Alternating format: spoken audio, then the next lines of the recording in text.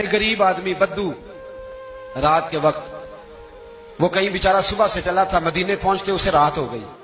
اس نے ڈرتے ہوئے نا خیمہ ہی باہر لگا لیا. جہاں رات ہوئی نا آدھی رات کو کوئی 1-2 بجے سمجھ لے پہنچا مدینے، اس نے باہر نے خیمہ لگا لیا.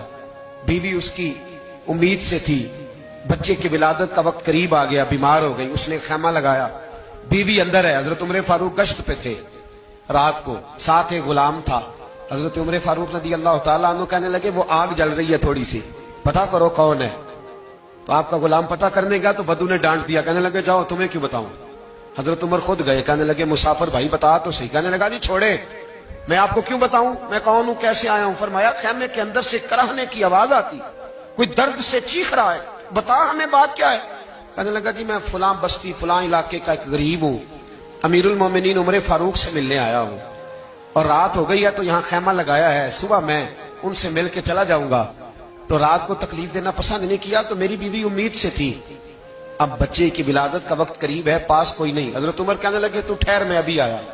چہرے پہ نقاب ہے، اسے بتایا نہیں میں ہی امیر المومنین. عمر دوڑے گئے، اپنی زوجہ سے کہنے لگے اگر تجھے بہت بڑا اجر مل رہا ہو تو حاصل کرے گی. کہا کروں گی. تو کہنے لگے چل پھر میرے ساتھ، بہت بڑا اجر ہے. ایک دوست کے ہاں ولادت کا وقت ہے، ضرورت کی چیزیں ساتھ لے لو. اس عورت نے تھوڑے دانے لے لیے، گھی لے لیا. حضرت عمر سے کہنے لگی لکڑیاں اکٹھی کر لیں. امیر المومنین کونسلر کی بات نہیں بتا رہا آپ کو، میں آپ کو ایم پی اے کی بات نہیں بتا رہا، ایم ایل اے کی بات نہیں بتا رہا، جو 10 گاؤں کو ملا کے چیئرمین بنا اس کی بات نہیں بتا رہا. اس کی بات بتا رہا ہوں جو 22 لاکھ مربع میل کا حکمران ہے. اس کی بات بتا رہا ہوں جو گلی سے گزرے تو شیطان رستہ ہی بدل جاتا ہے. اس کی بات بتا رہا ہوں جس کے بارے میں میرے مصطفیٰ کریم صلی اللہ تعالیٰ علیہ وآلہ وسلم نے فرمایا میرا عمر تو وہ ہے کہ 950 سال حضرت جبریل بھی اس کی شان بیان کریں تو عظمت ختم نہیں ہوتی. اتنا بڑا شخص. حضرت عمر نے لکڑیاں اکٹھی کی، اینٹوں کا روڑے لے کے چولہا بنایا، پہنچ گئے.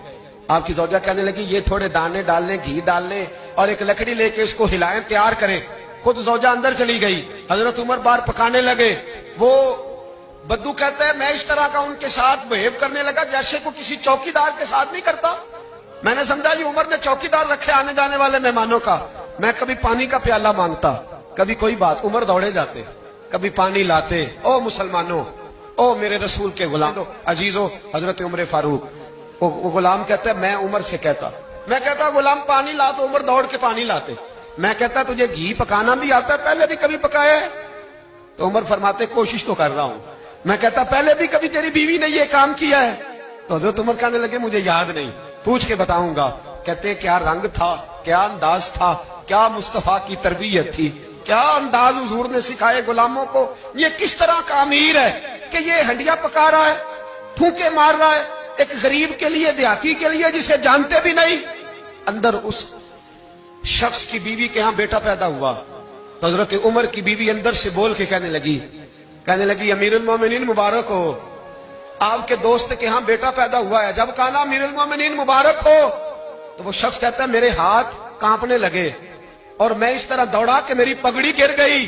میں دوڑا تو عمر نے بلایا، کہا کدھر جاتے ہو؟ کہنے لگا آپ امیر المومنین ہیں، آپ امیر المومنین، آپ عمر ہیں. کیسر و کسرا جس کے نام سے کانپے آپ وہ ہیں، جسے مصطفیٰ نے دعا مانگ کے اللہ سے مانگا وہ والے عمر ہیں آپ، جس کے لیے علی المرتضیٰ فرماتے ہیں میں روز دعا کرتا ہوں وہ والے عمر ہیں، جس کے بارے میں ابو بکر صدیق نے فرمایا تھا کہ میں اللہ سے کہوں گا مولا جو تیرے محبوب کی امت کے حق میں سب سے بہتر تھا میں اسے خلیفہ بنا کے وہ والے عمر ہیں. عمر امیر المومنین کی بیوی وہ تو خاتون اول ہوتی ہے، وہ تو ملکہ ہوتی ہے، اور تیری بیوی دائی بن کر ایک غریب کے بچے کے پاس بیٹھی رہی ولادت کے وقت. عمر امیر المومنین ہو کے تیری داڑھی ساری دھومے سے بھر گئی تو ڈیوٹی کرتا رہا. تو سیدنا عمر رو پڑے اور اس بدو کو سینے سے لگا کے کہنے لگے تجھے پتہ نہیں تو کہاں آیا ہے، اس شہر کا پتہ ہے؟